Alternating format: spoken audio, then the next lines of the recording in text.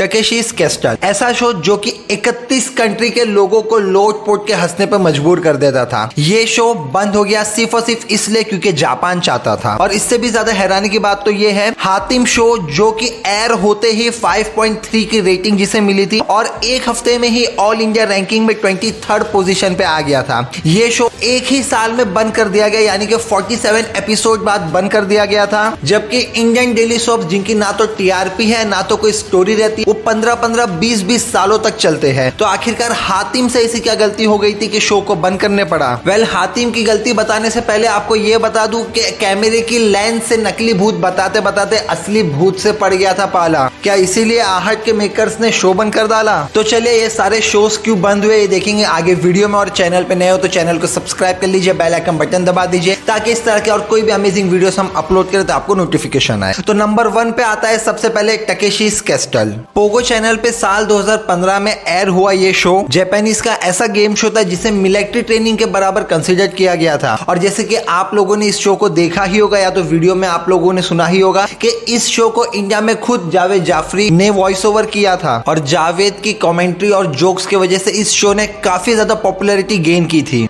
पर पर्दों के पीछे जावेद जाफरी ने इस शो के लिए काफी कुछ सहा है। द प्रिंट को इंटरव्यू देते वक्त जावेद ने बताया था कि उन्होंने टकेशीज कैस्टल के 150 एपिसोड्स वॉइस ओवर किए थे, जिसके लिए शुरुआत में तो उन्हें काफी कम पेमेंट दी जा रही थी, लेकिन उन्हें यह प्रोजेक्ट काफी मजेदार लगा, उन्हें काम करने मजा आ रहा था, इसलिए उन्होंने शुरुआत में कुछ नहीं कहा। पर जब उनकी आवाज और कमेंट्री एंड जोक्स की वजह से ही जब शो हिट होने लगा तो उन्होंने रेस मांगा एंड बदले में उन्हें मिला क्या? रिप्लेसमेंट। जी हाँ, टकेशीज कैस्टल में एक नया वॉइस ओवर आर्टिस्ट लाया गया था जो कि जावेद जाफरी को रिप्लेस कर दिया गया। पर उनका काम और उनके जोक्स जो है जावेद के लेवल के नहीं थे, इसलिए फिर से शो ने जावेद जाफरी को वापस से बुलाया और इस बार उनके जो है पैसे भी बढ़ाए गए और उनको पिछले वॉइस आर्टिस्ट के सारे एपिसोड्स को अपने स्टाइल में फिर से एक बार वॉइस ओवर करने पड़ा। इंडिया के अलावा इस शो को United state, Vietnam, Indonesia, Iran, Italy और प्लस 25 कंट्रीज में एयर किया गया था। सारे देशों में अलग अलग नाम से इस शो को एयर किया गया था और वहां कमेंट्री एंड जोक्स उनके ऑडियंस के हिसाब से फिक्स किए गए थे। लाइक अगर आप टकेशीज कैस्टल का ब्रिटिश वर्जन देखो तो उसमें अडल्ट जोक्स है क्योंकि वहां की ऑडियंस वो प्रीफर करती है। और वही बात की जाए भारत में तो ये शो बच्चों के लिए था, बच्चे इसे ज्यादा देखते थे, इसलिए जावेद ने इस शो में लाइव जोक्स रखे थे एंड इस शो को 1990 में बंद कर दिया गया था। अब जापान ने ये शो को क्यों बंद किया? ये राज भी उसी के साथ चला गया सर।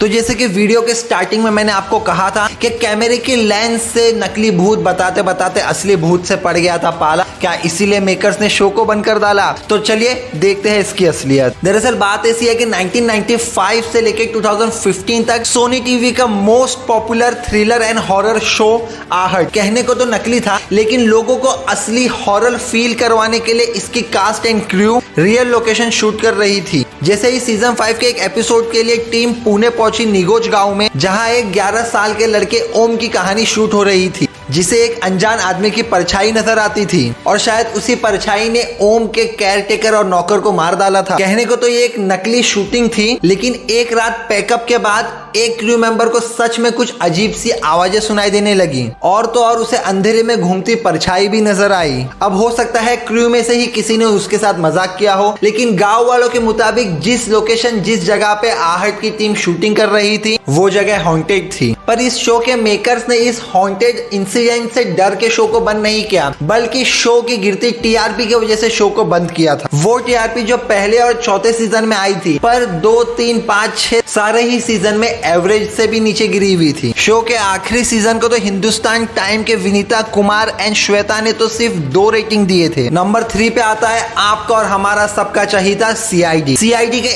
एसीपी जो कि सारी चीजों में गड़बड़ ढूंढ लेते हैं, वो इसी चीज का पता नहीं लगा पाए कि उनकी शो के साथ क्या गड़बड़ हो गई थी कि उसको बंद कर दिया गया। 1998 से शुरू हुए इस डिटेक्टिव थ्रिलर शो ने 90s के हर बच्चे को इस तरह चिपका दिया था जैसे कि फेविकॉल का जोड़ हो। बट अचानक से 2018 2018 में इस शो को बंद कर दिया जाता है। और इस टॉपिक पे जब एसीपी साहब यानी कि शिवाजी सतम को पूछा गया तब उन्होंने कहा कि जब वो फ्राइडे को सेट पर पहुंचे थे शूटिंग के लिए तब उन्हें इस चीज की खबर मिली कि मंडे को जो एपिसोड एयर होगा वो लास्ट एपिसोड रहेगा सीआईडी का और उसी एपिसोड के साथ सीआईडी को बंद कर दिया जाएगा। और यहाँ पे सबसे हैरान करने वाली बात तो ये थी कि खुद सीआईडी के प्रोड्यूसर भी कुछ नहीं जानते थे क्योंकि पूरा फैसला सिर्फ और सिर्फ चैनल के अकेले का था। वही शिवाजी सतम का कहना है कि उनको हिंट्स 1 साल पहले से ही मिलने लगी थी कि चैनल जो है शो को बहुत जल्दी बंद करने वाला है, क्योंकि साल 2017 से ही शो को 10 बजे से 10:30 बजे कर दिया गया था, फिर 10:30 से 10:40 कर दिया गया, उसके बाद फिर 11 बजे कर दिया गया था और सीआईडी को लेट नाइट शो बना दिया गया था। और इससे हुआ ये कि व्यूवर्स घटते गए और टीआरपी गिरती गई। नंबर 4 पे आता है शकलाका बूम बूम। ये है शकलाका बूम बूम का संजू। अब आप में से कई सारे लोग बोलेंगे कि संजू तो ये वाला है,